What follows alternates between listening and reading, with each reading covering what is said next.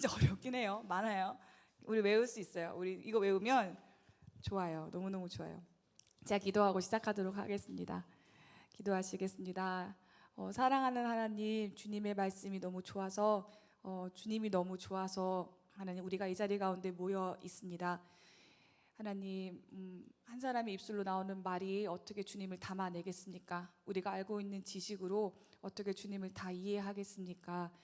하나님, 그러나 하나님 우리가 이렇게 모여서 그래도 듣고 말하며 주님을 기억하고 배우는 것은 주님께서 우리를 불쌍히 여기셔서 지혜와 계시형을 부어주시고 주님을 우리에게 알려주실 것을 믿기 때문입니다. 하나님, 겸손한 마음으로 주 앞에 엎드려 주님의 얼굴을 구하며 주의 음성 듣기를 원하오니 주여 이 시간 이 성경 공부를 통하여서 각자에게 하실 말씀들을 해 주십시오. 주님 기대합니다. 살아계신 예수 그리스도의 이름으로 기도드립니다. 아멘. 성경 다 갖고 오셨어요? 네, 성경 옆에다가 창세기를 창세기를 펴주시고 우리 시작을 해보도록 하겠습니다. 창세기 다 읽으셨어요? 평생에 창세기 한번 읽어봤죠? 다? 창세기는? 좋아요. 제가 하는 것들은 창세기에 뭔가 새로운 것을 알려드리는 것보다는 이것도 들었고 저것도 들었고 이것도 들었는데 그거를 하나로 꿰는 게 참 어렵잖아요. 그래서 그걸 쭉 한번 같이 가보는 거니까 전혀 어렵지 않고 잘 따라오실 수 있을 거라고 생각해요.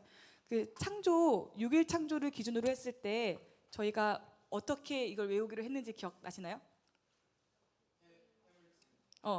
빛, 꿈, 땅. 빛, 꿈, 땅.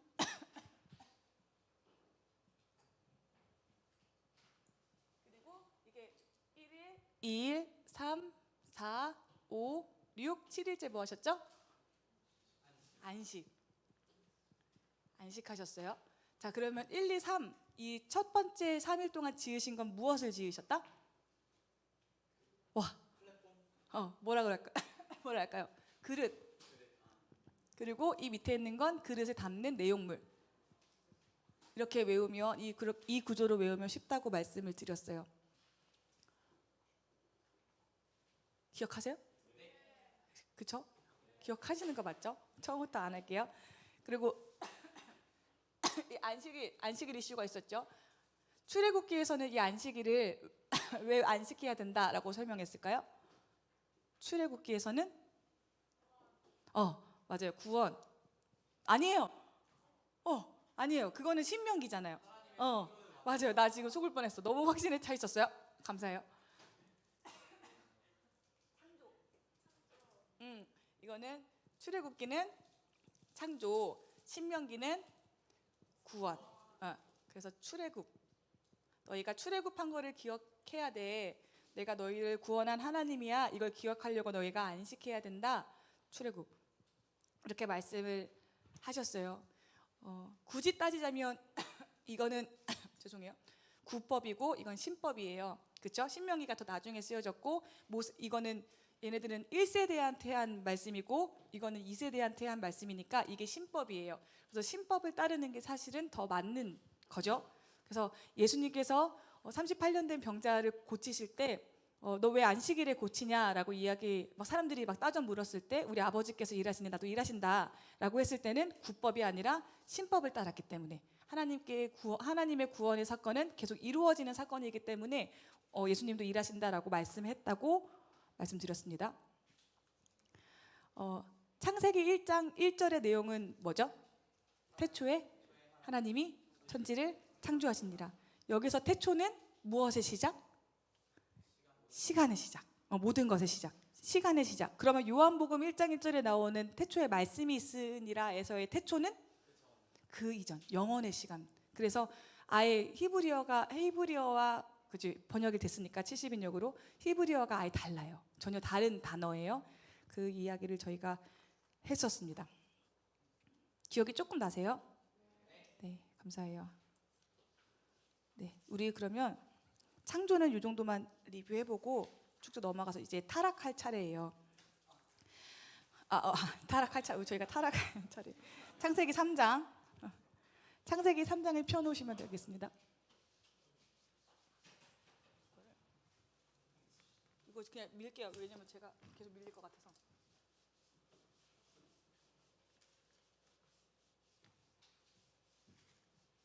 네.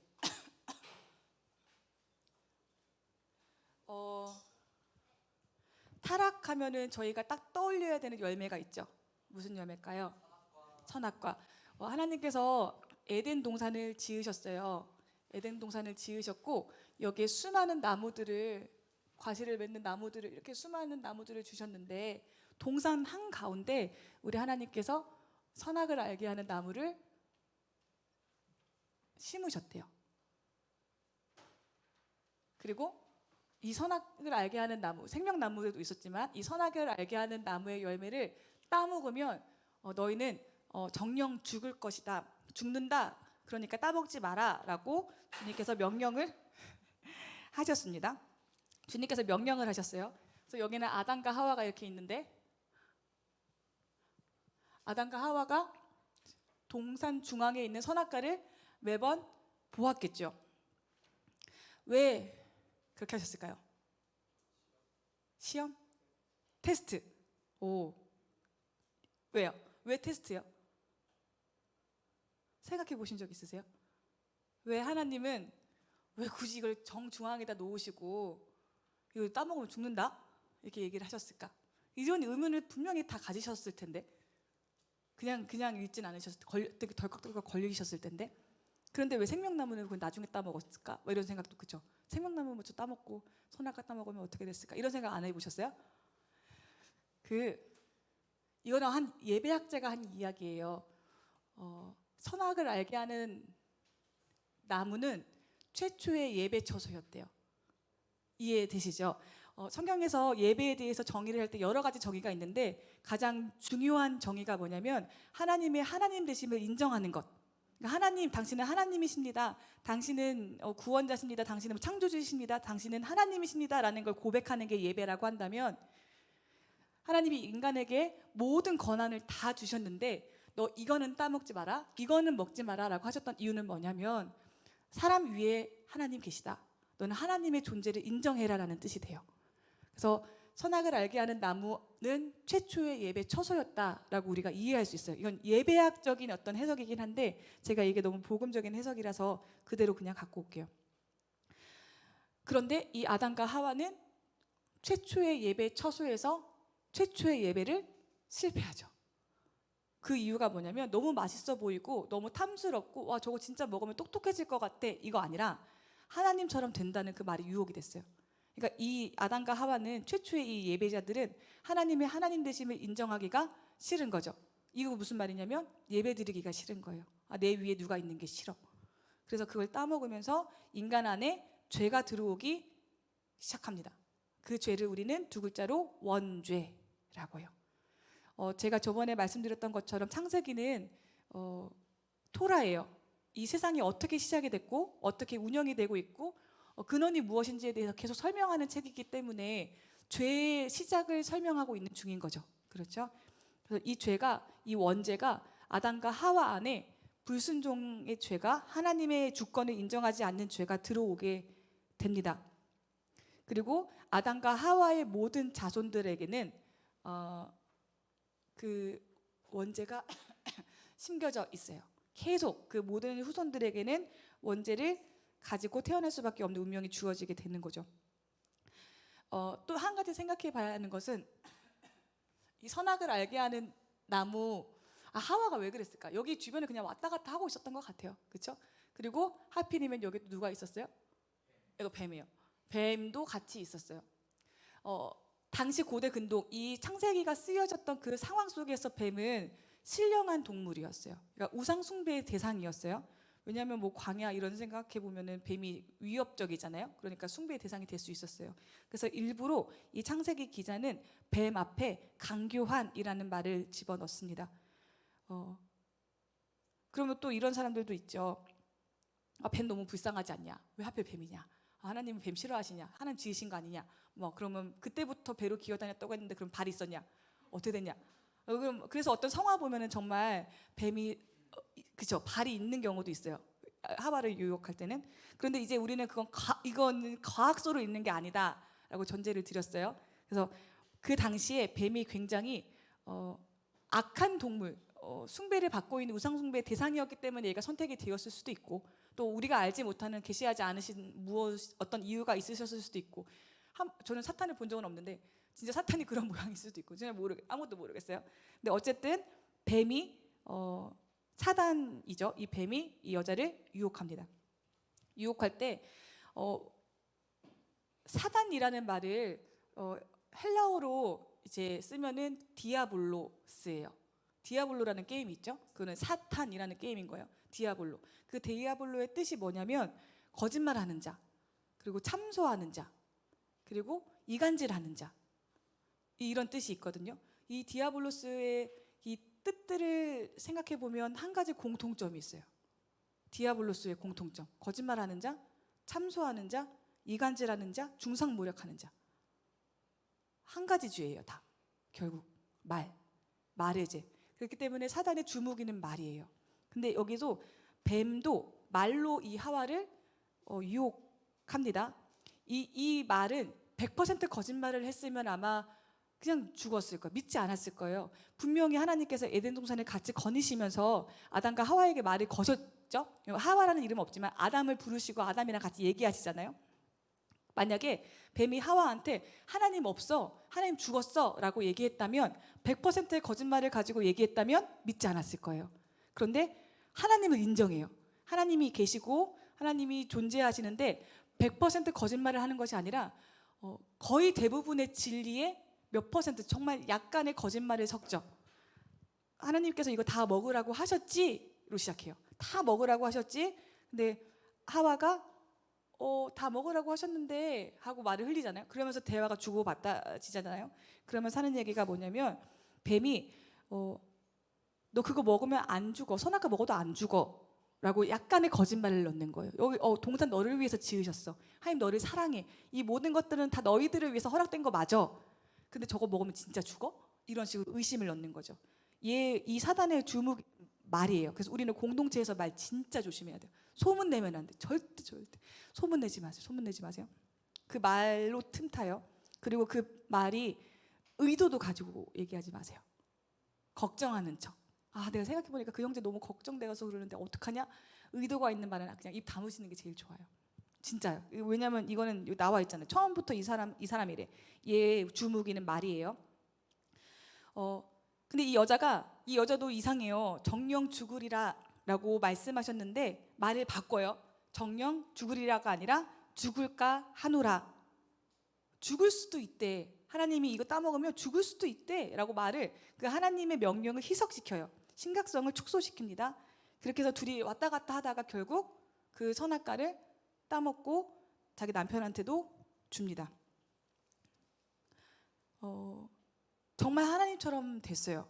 하나님처럼 됐다라는 의미가 뭐냐면 선악을 알게 된 거죠. 무엇이 부끄럽고 무엇을 가려야 되고 지금 내가 어떤 상태인지를 눈이 띄어지면서 보게 됐고, 내가 벗었구나 라는 것을 알게 되고 자기가 할 수 있는 최선이었던 것 같아요. 그때는 죽음이 없었으니까 무화과 나뭇잎을 따가지고 자기 수치를 가립니다.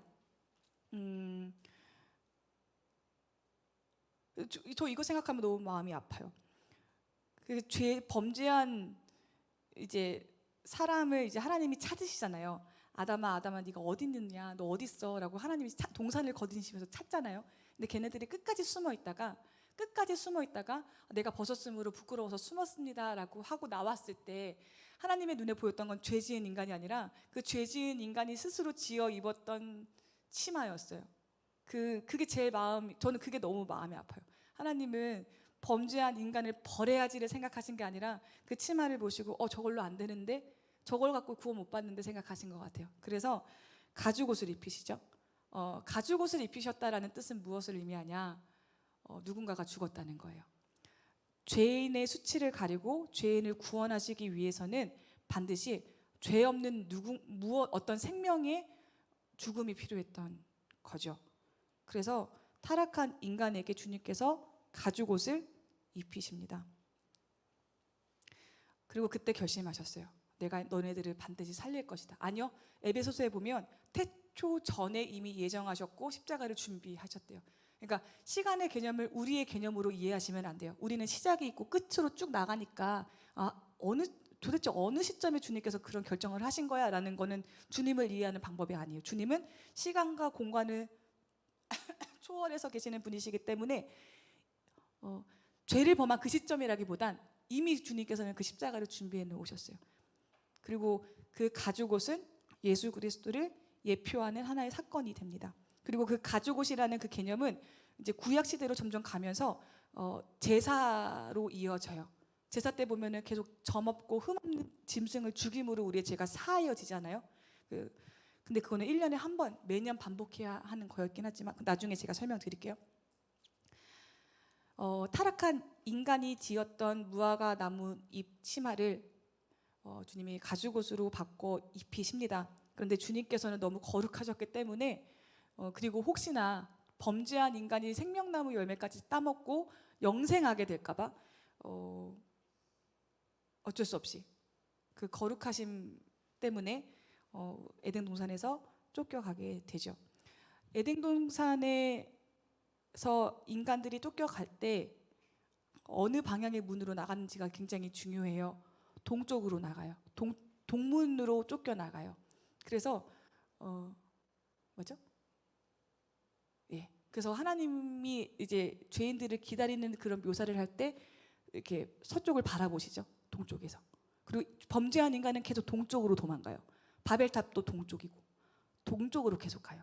그래서 그리고 소돔과 고모라도 동쪽에 있었어요. 그렇죠? 그러니까 의도적으로 이 성경의 저자는 인간이 하나님으로부터 멀어지는 그 방향을 동쪽으로 제시합니다. 네, 계속 그렇게 발견시켜 드릴게요. 이거 처음 들어요? 이렇게 그래요? 그렇구나. 제가 그림 하나 그려 넣었죠. 동그라미 그림. 그림 있으니까 안 그릴게요. 아담 보시면 원래 하나님은 경외해야 됐어요. 타락하기 전에 인간은 하나님은 경외, 사단은 대적, 이웃인 여기는 하와예요. 하와는 사랑과 섬김, 세상은 정복하라, 다스려라 이 명령이 있었는데 타락한 인간의 관계가 어떻게 어그러졌는지를 한번 보세요. 하나님은 대적하기 시작했고 사단은 경외하기 시작했습니다. 이웃을 정복했어요. 이게 무슨 말이냐면 아담과 하와는 처음부터 동등한 존재였는데 타락한 이후에 하와가 아담 밑으로 들어가요. 선악과를 따먹기 전에는 아담과 하와의 이름이 없어요. 여자예요. 그런데 타락한 이후에 아담이 하와한테 이름을 지어줘요. 근데 성경에서 이름을 지어준다는 것은 무슨 의미냐면 너는 내 소유야, 너는 내 밑이야라는 의미거든요. 그때부터 이제 하와가 이제 여자가 남자 밑으로 들어가게 됩니다. 정복됐어요. 그리고 세상을 섬기기 시작합니다. 그래서 모든 관계가 타락 이후에 어그러지기 시작했어요. 여기까지 질문 있으신가요? 모르겠어요. 그거는 모르겠어요. 근데 동문으로 갔대요. 성경에서 그렇게 설명하고 있어요. 에덴의 동쪽. 그래서 지성소 지을 때, 성소 지을 때도 성소의 문은 동쪽에 있어요. 이렇게. 그래서 이 성소는 에덴 동산의 모형이거든요. 그래서 여기서 이제 죄인이 들어오죠. 지성소는 여기에 있고 성막 지성소. 그래서 왜 동쪽이냐? 그건 잘 모르겠어요. 왜 뱀이냐? 잘 모르겠어요. 그런데 그래서 상징하는 바는 동쪽이 계속 타락한 도시 소돔과 고모라 이런 바벨탑이 지어지는 장소 그렇게 설정이 되어 있어요. 아까 잠깐 얘기했던 것처럼 죄는 하나님의 하나님 되심을 인정하지 않는 것으로부터 시작이 돼요. 선악과를 따먹는 거 너무 맛있어 보여서 내가 똑똑해지려고 그거 이상의 죄. 하나님을 하나님으로 인정하지 않는 죄가 선악과 앞에서 지어졌어요. 구약은 모든 원리와 어떤 정의를 이야기로 설명해요. 그러니까 죄는 뭐냐면 죄는 이거야 라고 딱 정의 내리지 않고 어떤 이야기를 계속 해줘요. 타락이 뭐냐면 이렇게 선악과가 있었고 에덴 동산이 있었고 이걸 따먹었고 어떻게 됐고 이렇게 이야기로 설명한다면 신약은 정확하게 죄는 무엇이다라고 정의를 내려줘요. 의는 무엇이고 불의는 무엇이고 죄는 무엇이고 복음은 무엇이다라는 것을 딱딱딱 한 문장으로 설명하는 게 신약의 방법이고, 구약의 표현법은 가죽옷을 지어 입혔어. 그러면 그 구원은 그 가죽옷을 입는 거야. 누군가가 나를 대신해서 피 흘리는 거야. 그 예수 그리스도시잖아요. 그런 식으로 이야기를 통해서 계속 설명을 하고 있습니다. 그렇다면 구약에서는 이제 죄가 뭔지 좀 그림으로 그려져요. 아, 하나님을 인정하지 않는 거구나. 먹지 말라고 했던 그 선악과를 따먹는 거구나. 아, 하나님을 떠나는 거구나. 하나님을 인정하지 않는 거구나. 이야기를 통해서 알 수 있는데, 신약은 이 죄에 대해서 정확하게 명확하게 글로 표현하고 있습니다. 우리 로마서 21장 같이 볼게요. 로마서 1장 21절. 우리 성경 목록가 읽었으면 빨리 찾을 수 있어요. 로마서 신약입니다.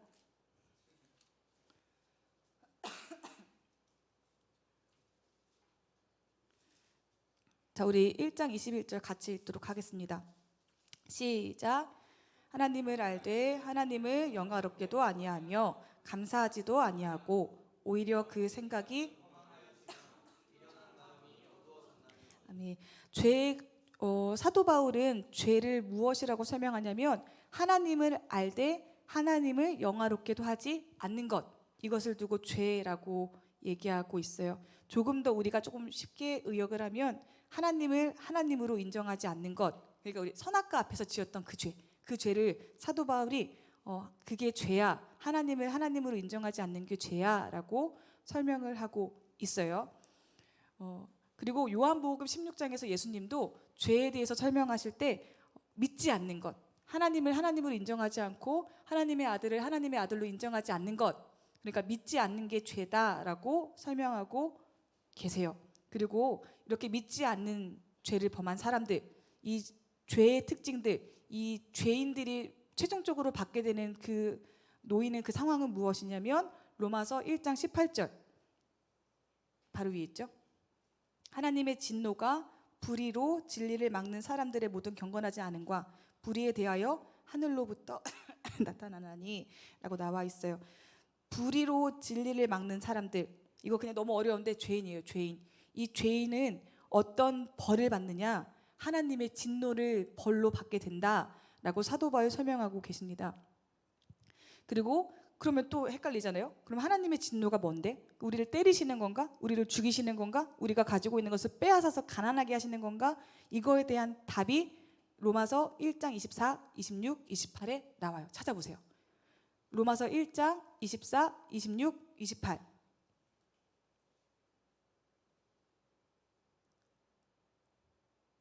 같은 말이 반복이 돼요. 여기서 뭘까요? 네, 내버려 두사. 하나님의 진노의 그 벌의 모습은 내버려 두시는 거예요. 그러니까 만약에 내가 죄를 지었어. 그래서 나는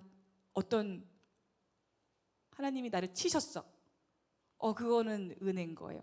제가 옛날에 제가 어렸을 때 20살 때 그 인도에 한 달 동안 선교를 갔었어요. 순회 선교단에서 같이 6개월 동안 같이 훈련하고 갔었는데, 그 같이 갔던 그 당시에 제 나이쯤 되는 언니가 너무 웃겨요. 그 언니가 어떻게 했었냐면 그 언니가 이제 형제를 너무 좋아하는 거예요.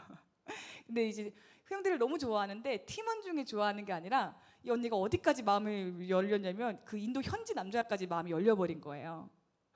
결혼하셨나 모르겠네. 그 현지 남자까지 마음이 열렸는데, 그거를 자기가 늘 약점이라고 또 고백을 하는 우리 언니였어요. 자매님이셨어요. 내가 오늘도 마음이 흔들렸어요. 죄송합니다. 제가 오늘도 누구한테 눈길이 갔어요. 죄송합니다. 계속 그렇게 고백하는 순수하고 예쁜 언니가 있었는데, 그 언니가 하루는 너무 아픈 거예요. 혼자 막 끙끙끙 앓고 너무너무 아픈 거예요. 그러면서 너무 아프고 사실은 나 계속 아팠다 이렇게 고백을 하면서, 그 자매의 고백이 뭐였냐면, 사실 난 알아. 하나님, 내 마음에 음란이 들어올 때마다, 자매지만 내 마음에 음란이 들어오고 저 형제 너무 잘생겼다라는 생각이 들어올 때마다 하나님께서 나한테 너 그러면 안 돼, 너 그러면 내가 너 칠 거야, 너 아프게 할 거야, 이러면서 마음을 주셨다는 거야. 들리진 않았지만. 근데 이제 정말 자기가 그렇게 아픈 걸 보면서 하나님 나를 버리셨어요 하고 막 우는 거예요. 저는 20살이고 그 언니는 막 30 몇 살인데 우는 거예요. 그래서 와, 저 언니 진짜 벌 받았나 보다. 그 당시에는 진짜 하나님 진짜 무섭다. 나 조심해야지 생각했는데 지금 생각해 보면 그 은혜죠. 돌아와. 정신 차려. 너 똑바로 해. 너 정신 차려 하고 돌아오라는 하나님의 사인이셨겠다. 되게 보편적이진 않지만 그 언니를 향한 특별한 하나님이 주신 선물 아니었을까라는 생각을 해요. 반대로 내가 죄를 지었어요. 내가 보지 말아야 될 것을 보거나 가야지 말아야 할 곳을 가거나 말하지 말아야 될 것을 말해요. 계속 말하는데 처음엔 양심의 찔림도 있고 성령에 내 안에서 근심해. 뭐 느껴져. 기도도 안 돼. 너무 힘들어. 나도 괴로워. 근데 어느 순간부터 딱 그게 전혀 아무런 죄책감이 없어지기 시작한다. 죄를 지었는데 담대해져. 점점 담대해져. 죄를 지어도 무뎌져. 이게 죄인지도 모르겠어. 계속 그렇게 가. 나는 뭐 은혜 받았어. 나는 구원 받았어. 난 괜찮아. 죄를 범하고 있는데 그러면 그게 무슨 진노예요? 하나님의 내버려 두심. 은혜 때는 끝나게 돼 있어요. 언젠간 끝나요. 죄 짓고 있으면 빨리 돌아오세요. 이거 지금 하나님의 마지막 경고일 수도 있어요. 빨리 돌아오셔야 돼요. 내버려 두심. 그리고 신약은 제가 말했죠. 더 명확하게 얘기한다고. 그리고 그 내버려 두심이 무엇인지 1장 26절에서 27절에 다시 한 번 더 정확하게 짚어주십니다. 제가 읽을게요. 저 개역기죠. 이 때문에 하나님께서 그들을 부끄러운 욕심에 내버려 두셨어요. 여기서도 곧 그들의 여자들로 순리대로 쓸 것을 바꾸어 영리로 쓰며 그와 같이 남자들도 순리대로 여자 쓰기를 버리고 서로를 향해서 의욕이 부릴 듯하며 남자가 남자와 더불어 부끄러운 일을 행하고 그들의 그릇 때문에 상당한 보응을 그들 자신이 받았느니라. 동성애예요. 그리고 21절, 23절에서도 하나님께서 내버려 두심의 증거가 무엇인지 나옵니다. 뭐냐면 우상 숭배예요. 두 가지예요. 두 가지. 범죄했어요. 어떤 한 도시가 범죄했어요. 하나님의 진노가 부어졌어요. 그 진노의 증거로 내버려 두심이 있었어요. 내버려 두신 그 도시에는 반드시 두 가지가 성행하게 됩니다. 동성애와 우상 숭배. 우리는 이걸 얘기해야 돼요. 우리는 이걸 얘기해야 되는 사람들이에요. 동성애자들을 미워하라는 말 아닙니다. 죄를 그 사람들 돌아와야죠. 당연히 사랑해줘야죠. 그런데 동성애는 죄예요. 이걸 계속 가르쳐야 되고 어린이부니까 계속 가르쳐야 되고 우리도 계속 해야 할 일들을 해야 합니다. 왜냐하면 성경은 분명히 죄라고 말씀하고 계시니까. 네. 다시 이제 죄 얘기해서 다시 창세기로 넘어가 볼게요. 이 사람 안에 들어왔던 하나님 되심을 인정하지 않고 그 최초의 예배에서 실패함으로 원죄가 들어온 그 인간의 죄가 어떻게 확장되는지 이야기가 이제 쭉 이어져요. 창세기 4장에 최초의 살인이 벌어집니다. 가인과 아벨 사이에서 벌어진 형제간의 살인이에요. 이것도 예배에 대한 이야기죠. 하나님께서 아벨의 제사는 받으시고 가인의 제사는 받지 않으셨어요. 그럼 하나님은 고기를 좋아하시나? 그거 센스 있게 가죽 옷을 그렇게 입혔으면 당연히 동물로 갔어야지. 그거를 모르고 그렇게 했었나? 그쵸? 그럴 수 있을까? 우리 하나님? 그렇게 해석하는 분들도 있어요. 그러니까 구약의 제사가 동물을 죽이는 거 아니냐? 아니 근데 사실 생각해 보세요. 소제는 곡식 드리는 거잖아요. 그리고 또 전제와 같이 부음받았다. 포도주 붓는 거잖아요. 그러니까 하나님은 재물 그게 그렇게 중요한 게 아니라, 그러니까 우리가 사건이 벌어지고 그 사건에 대한 하나님의 반응이라는 시간적 개념으로 보지 마시고 우리 하나님이 어떤 분이신지를 생각해 보면 가인은 하나님께서 자기의 제사를 받지 않으심으로 안색이 변했대요. 그러니까 이 사람은 마음은 이미 그랬던 거예요. 제가 이거 글을 읽었는데 이런 글이 있더라고요. 누군가한테 선물을 줬는데 그 선물이 거절됐어. 그 거절됨으로 내가 화가 나. 그건 무슨 의미냐면 내가 무언가를 그 사람한테 줌으로 그 사람을 내가 다스리려고 했다는 그 의도가 드러나는 거다. 이해되시죠? 너무 쉽죠? 내가 호의를 베풀었는데 거절했어. 그러면 거절했구나. 근데 그게 아니라 제가 나를 거절했어? 그러면 그거는 이기적인 내 마음이 드러난 거죠. 가인의 태도가 딱 그 태도예요. 하나님 앞에 어떤 이유에서인지 모르겠어요. 물론 이게 굳이 찾아보자면 아벨은 천 양의 새끼 기름을 드렸대요. 천 양. 그러니까 구별이 있었어요. 근데 이제 가인은 없어요. 그냥 제물이래요. 그러면서 제물을 따로 뭐 선별하지 않았기 때문이야 이렇게 해석할 수도 있어요. 그렇죠? 그렇게 해석할 수도 있는데 그것보다 더 명확하게 성경에서 나오는 것은 무엇이냐? 그의 안색이 변했어요. 주님은 우리의 예배를 드리니까 받으세요. 하나님, 내가 예배 드리니까 받으셔야죠. 내가 기도하니까 응답해 주셔야죠. 내가 이렇게 성경을 읽는데, 내가 토요일에 이렇게 나와서 공부하는데 지혜 주셔야죠. 해서 안 주셨어. 나가다가 사고 당했어. 나 지금 그냥 저기 불법 주차 사이 지나가다가 쳐서 내가 어떻게 됐어? 그럼 하나님 이거 책임지셔야죠라고 얘기할 수가 없다는 거예요. 예배 받으시는 분은 받으시고 말고를 그분이 선택하시는 거지 우리가 어떻게 말할 수가 없어요. 그렇기 때문에 가인은 하나님 앞에 제대로 된 예배를 드린 게 아니다.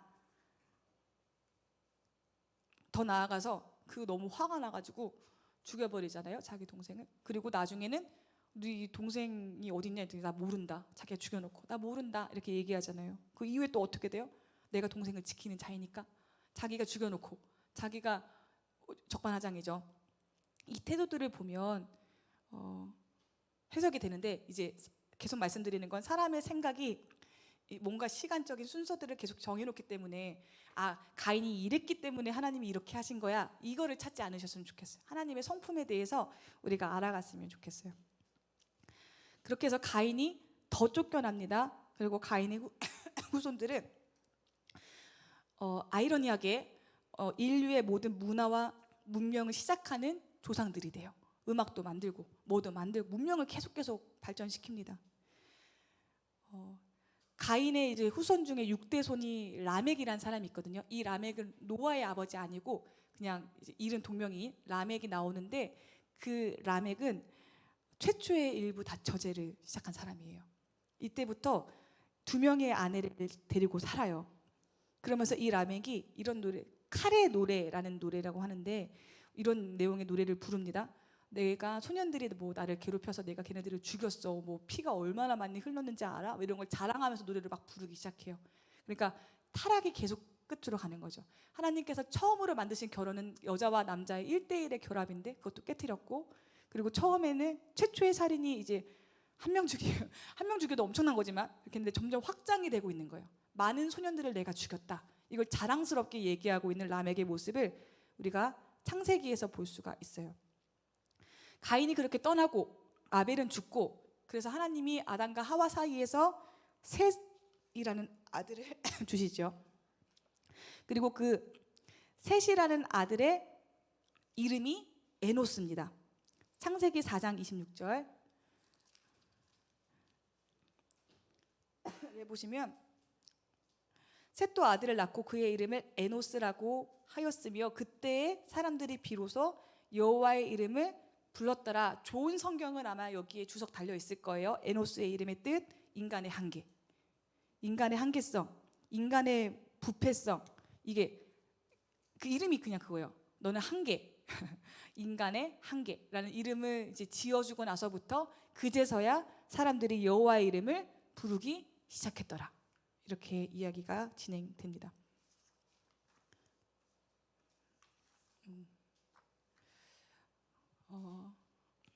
그렇게 인간의 역사는 이렇게 흘러갑니다. 계속 쭉쭉쭉쭉 흘러갑니다.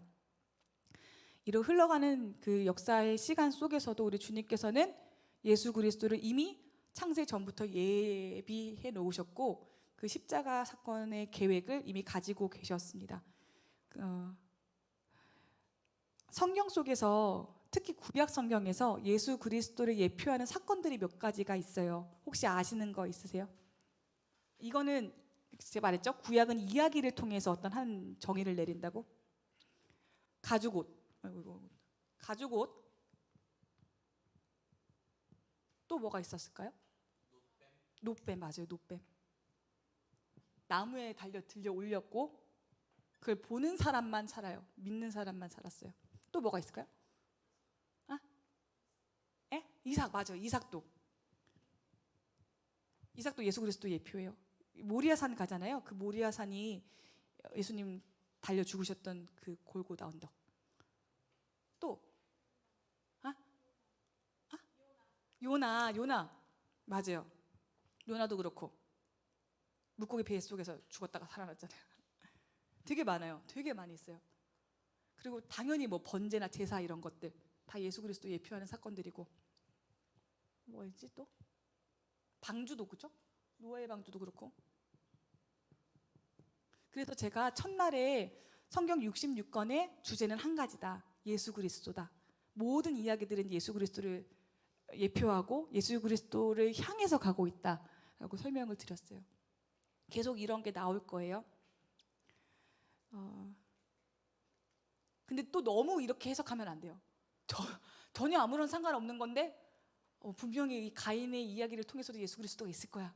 이렇게 하면 또 이단으로 가기가 너무 좋으니까 중심을 잘 잡으시면서 모르면 물어보시고 그렇게 읽으셨으면 좋겠어요. 그리고 여기서 또 한 가지 더, 성경 읽으면서 그 족보 나오면 뛰어넘죠. 안 읽으시고 족보네? 너무 족보네. 근데 그것을 저희가 톨레도시라고 불러요. 족보를.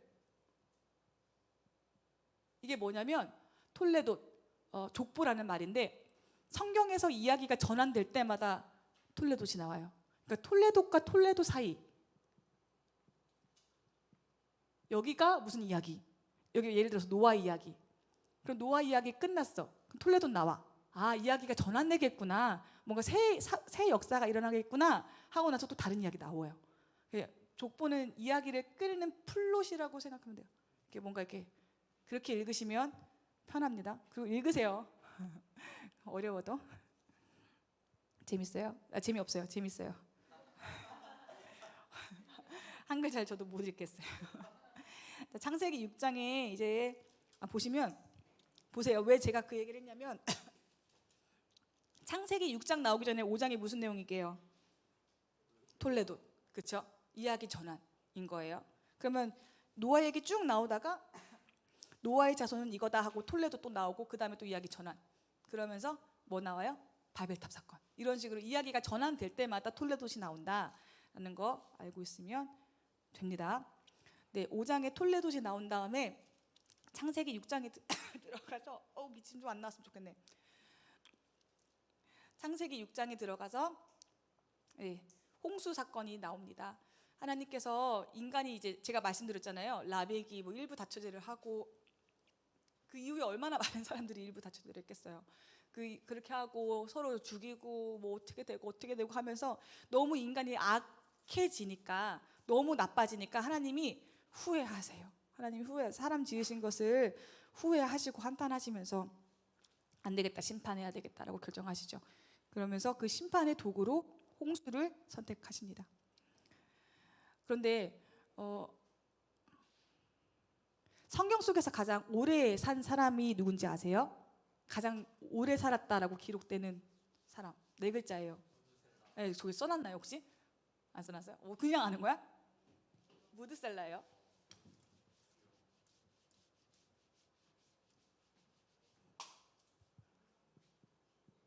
몇 살 살았게요?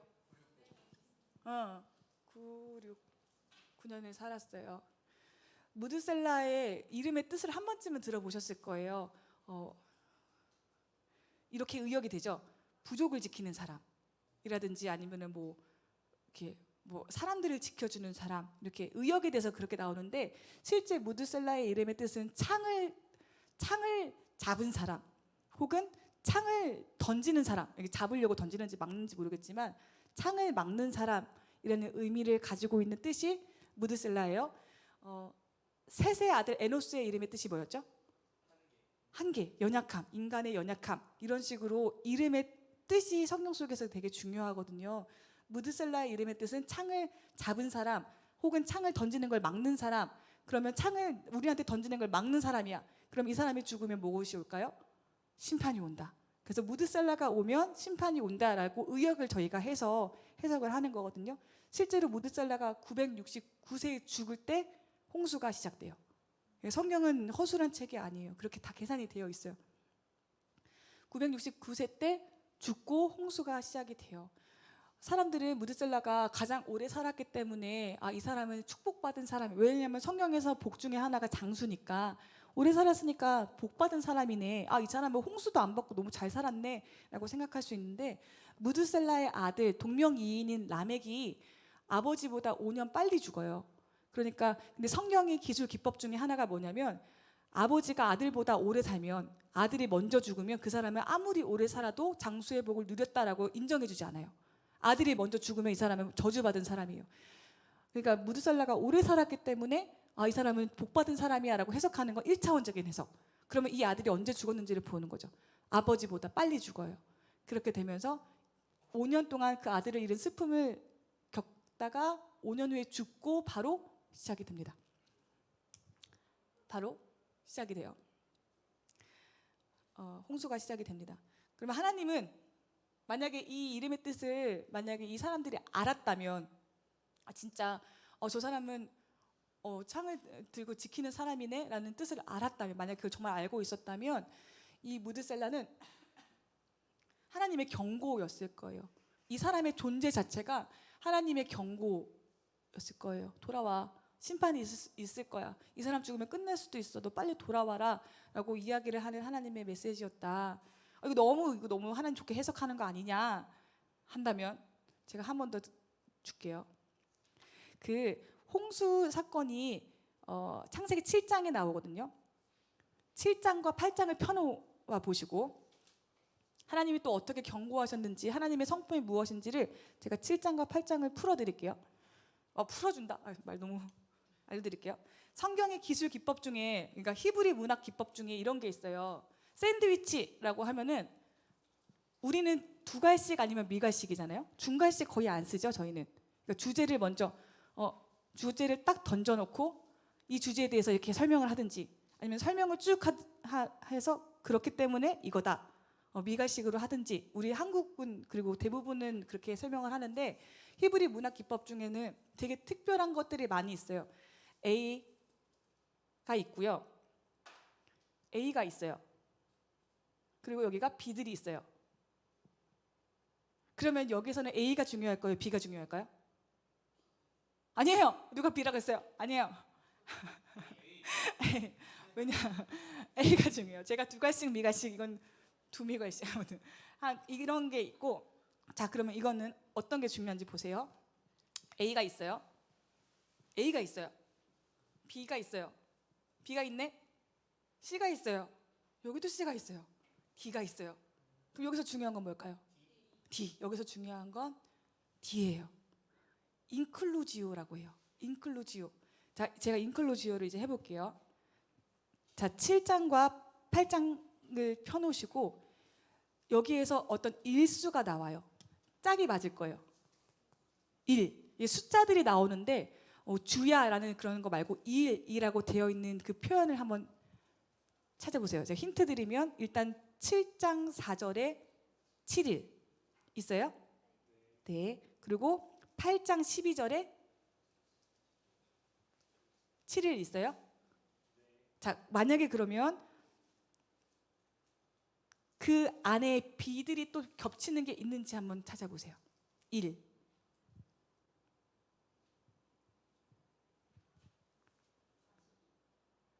그 전에 하나 있을 거예요. 7장 10절에 또 7일 있죠.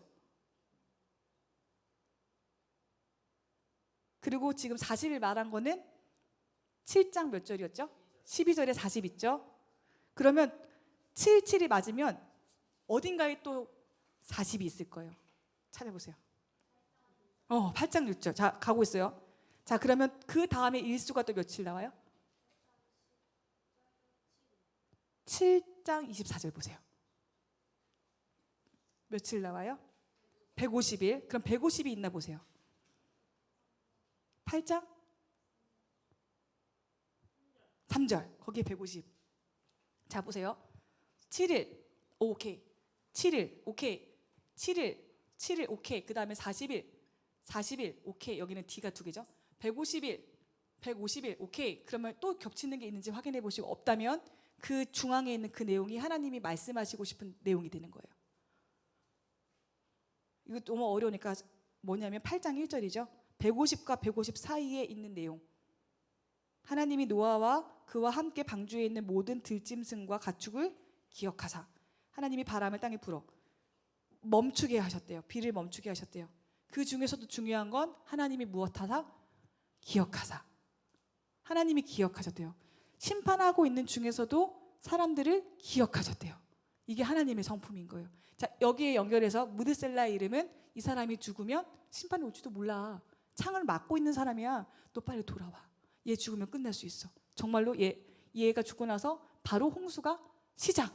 그러면 하나님은 1000년 넘게 계속 1000년 가까이 돌아와 얘기하고 계신 거죠. 그리고 기억하사. 하나님의 성품 자체는 심판 중에도 우리를 기억하시는 거. 이런 거 되게 많이 나와 있어요. 성경 읽으시면 너무 이게 성경이 방대하면 시편 보세요. 시편 보면 어떤 단어가 이렇게 인클루지오로 이렇게 되어 있어요. 그러면 하나님 무슨 얘기하고 싶으시지? 아, 이 얘기구나. 기구나. 그렇게 성경을 읽으셔야 됩니다. 괜히 얘기했나? 어려워요. 재밌어요. 이거 시편에 이거 찾아보면 진짜 재밌어요. 엄청 많아요. 그리고 또 성경 기법, 히브리 기법 중에 또 한 가지가 뭐냐면 A가 있고 B가 있어요. A가 있고 B가 있어요. 그런데 A가 있고 B가 있어요. 이게 뭐냐면 잠깐만 우리 봅시다. 제가 6장 1절 6장 8절 자, 6장 1절부터 7절까지가 무슨 내용이냐면 사람들이 악했다. 세상에 악이 가득했다. 이 이야기 6장 1절부터 7절까지 쭉 하다가 6장 8절에 그러나 노아는 여호와께 은혜를 입었더라 라고 이야기가 나와요. 자, 여기를 봤을 때 우리가 사람들이 쉽게 생각했을 때는 아, 이거 대조구나. A라는 세상 사람들은 악했어. 근데 B는 의로웠어. 아, 역시 노아가 최고야. 이렇게 생각할 수도 있어요. 대조라면. 그런데 그 앞에 노아는 앞에 어떤 단어가 있죠? 우리 세 번역에도 뭐가 있나요? 그러나가 있으면 전환이에요. 대조가 아니라 전환. 갑자기 하나님께서 바꾸셨다. 이 세상 사람들이 너무 악한데 그러나 노아는 여호와께 은혜를 입었더라 라고 하면서 의인 노아의 족보가 9절부터 쭉 나와요. 만약에 그러나 노아는 은혜를 입었더라 라는 말이 없었다면 이건 대조가 맞아요. 아, 노아는 신실했어. 근데 이 A 부분의 사람들은 악했어. 아, 노아가 역시 이걸 얘기하고 싶은 거구나. 이 대조에서 노아가 의로운 걸 얘기하고 싶은 거구나 라고 이해할 수 있지만 6장 8절의 그러나 때문에 이건 전환인 거예요. 그래서 이 전환이 더 중요해요. 하나님께서 이 노아에게 은혜를 입히셨기 때문에 노아가 은혜였구나, 의인이었구나로 되는 거죠. 이런 부분도 많이 찾아보시면 좋은데 아쉬운 건 한글 성경이 정말 잘 번역이 되어 있대요. 그런데 이 그러나를 되게 많이 뺐어요. 그러니까 여긴 그러나가 있어야 되는데 그러나가 없어서 약간 내용이 전환되지 않고 대조로 보이는 것들이 많이 있대요. 그러나 여기는 근데 너무 다행이에요. 그러나 노아는 여호와께 이 은혜를 입었기 때문에 노아는 의로웠다로 해석을 해야 되는 거예요. 그래서 자, 그러면 여기 적용점은 뭐냐면 노아가 의로웠기 때문에 주님께서 이 사람을 선택하신 걸까요? 아니죠. 은혜를 입었기 때문에 의로운 삶을 사는 거죠. 그렇게 우리는 적용을 할 수가 있는 겁니다. 근데 안타까운 건 노아가 열심히 방주를 짓고 방주는 120년 동안 지어졌다고 쉽게 얘기하지만 실제로 계산해 보면 100년 미만의 시간 동안 지었어요. 족보 따져보면 이렇게 방주를 짓고 나와서 제일 먼저 심었던 농작물이 포도나무예요. 그리고 그 포도나무 열매를 따먹고 포도주를 만들어서 따먹고 취해서 다시 범죄합니다. 그래서 이런 얘기 많이 해요. 방주 안에 죄도 같이 들어왔다. 원죄를 가지고 있는 어쩔 수 없는 아담과 하와의 후손인 노아 안에도 죄가 있었다. 이렇게 해석이 되죠. 그리고 이 노아의 홍수 사건, 심판 사건 이후에 그 죄가 또 어떻게 확장되냐면 동쪽으로 가서 바벨탑을 짓는 것으로 또 계속 퍼져나갑니다. 이거는 샌드위치, 이거는 인클루지오, 이건 대조. 근데 만약에 벗이 있어, 그러면 전환. 그러면 중요한 건 벗이구나, 전환이구나 이렇게 보시면 돼요. 그리고 이거 인클루지오는 써놨어요 제가. 클루지오. 이 전환은 시편에서 찾아보시면 이 단어, 이 단어, 이 단어, 이 단어, 이 단어, 이 단어, 맞네, 맞네. 그럼 뭐 하나 있겠네? 있어요, 분명히. 그런데 만약에 D가 없어, 그냥 C로 끝났어, CC로 끝났어. 그러면 이거는 인클루지브는 아닌 거죠. 이때 중요한 거는 A와 A가 중요하죠. 아무튼 재밌죠? 저 재밌어요. 저 이거 배우면서 그 표정이었어요. 다 진짜? 막 이러면서. 예, 방주 안에 탄 사람들은 노아의 가족 8명, 그리고 정결한 동물 7쌍, 부정한 동물 2쌍. 자, 질문. 그렇다면 정결과 부정, 율법이 있었던 건가요? 모세 전인데? 생각해 봐야죠. 있었을 것이다. 정결한 동물과 부정한 동물이. 그래서 이런 것들 가지고 사람들은 이거는 그러니까 나중에 쓰여진 거야. 율법이 있는 다음에 지어졌기 때문에 부정과 정결이 나누어진 거야 라고 설명하는데, 저는 이거 모세가 썼다고 믿거든요. 모세 이전에 분명히 있었던 일들이라고 저는 믿거든요. 그렇기 때문에 있었다. 그리고 이걸 하나님께서 613가지의 율법으로 정리해 주셨다라고 저는 생각을 하는 사람이에요. 그럼 한번 생각해 보세요. 율법이 있었는지, 있었을까? 없었을까? 생각해 보시면 좋을 것 같습니다. 네. 그래서 노아 그렇게 했고, 노아가 참 잘했으면 참 좋았을 텐데, 만약에 잘 우리 하나님과 동행했다면 에녹처럼 들렸을 텐데, 그냥 실수했어요. 그렇게 범죄하고 약한 모습을 보여주고 자기 자녀들에게 이제 축복도 하고 저주도 하고 그렇게 끝납니다. 그렇게 하고 노아 이야기가 끝난 다음에 창세기 10장에 뭐 나와요? 족보 나와요. 톨레도 나와요. 그러면 이야기의 전환, 다른 이야기 나온다는 뜻이죠. 바벨탑 사건이 11장에 나옵니다.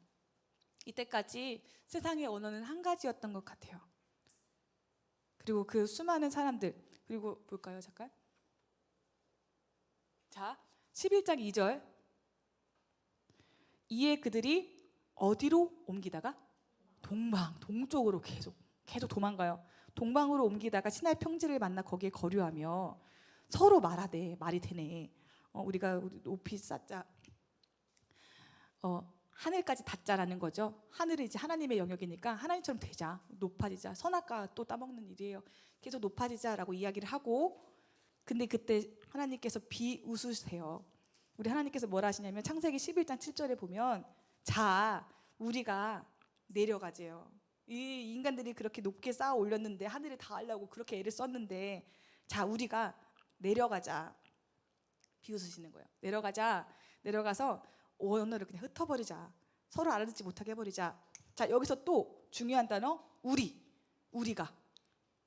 하나님은 한 분이 아니시다. 우리다. 엘로힘이라는 히브리어 자체가 복수예요. 복수. 우리가 내려가자. 그러면 여기서 발견할 수 있는 거, 삼위일체에 근거되는 구절 중에 한 개구나 확인할 수 있겠죠. 그리고 정말 말을 다 흩어버리십니다. 네. 왜냐하면 처음부터 인간을 지으셨을 때 땅을 정복하고 다스리라고 하셨잖아요. 너네들끼리 뭉쳐서 살지 말고 흩으시는 게 하나님의 뜻이었어요. 그리고 셈의 족보는 이러하니라 톨레도 나오고, 톨레도 쭉 나온 다음에 12장에 등장하는 이야기의 전환 누구?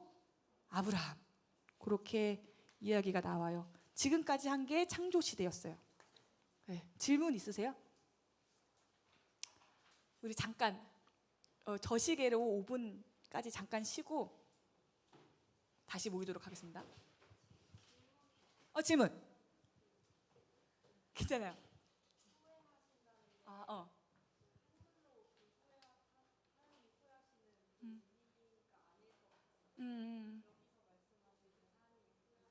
음, 저도 그렇게 이해해가지고 주석서를 봤는데 인간이 어떤 죄를 범하거나 실수한 거에 대해서 후회하는 것과는 확실히 다른 표현이다라고 얘기를 하더라고요.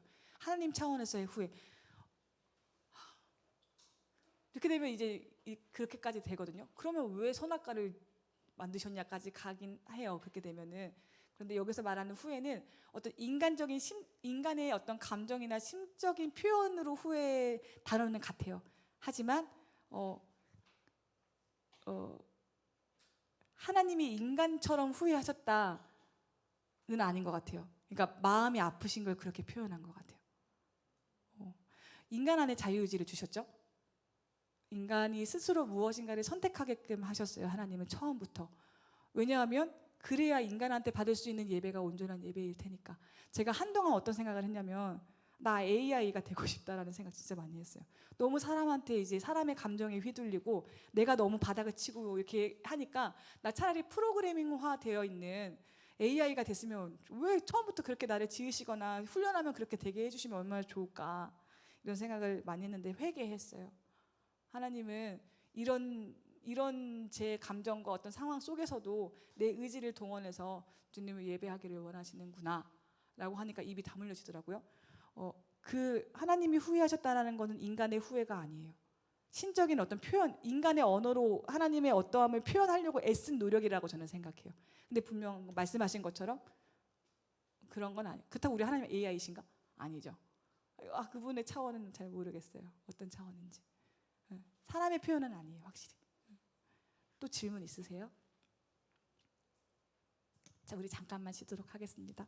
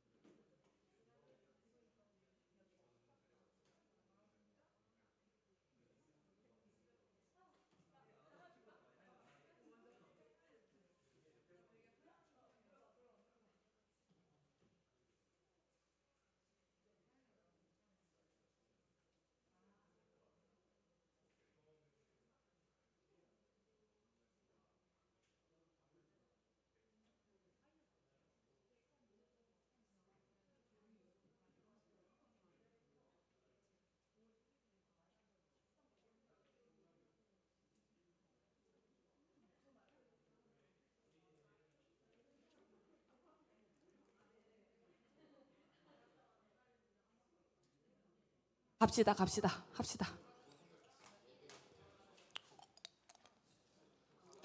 족장 시대 창세기 11장 펴놓으시면 됩니다.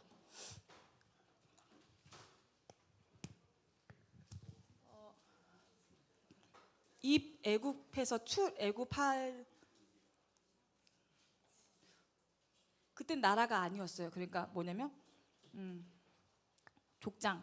그러니까 아브라함, 뭐 노아도 마찬가지, 무드셀라도 마찬가지긴 한데 아브라함, 이삭, 야곱, 요셉을 우리는 족장이라고 부족장이라고 부를 거예요. 그래서 이 네 인물을 통해서 하나님께서 어떻게 생각하셨는지, 어떻게 구원 역사를 이루어 가시는지를 발견했으면 좋겠습니다.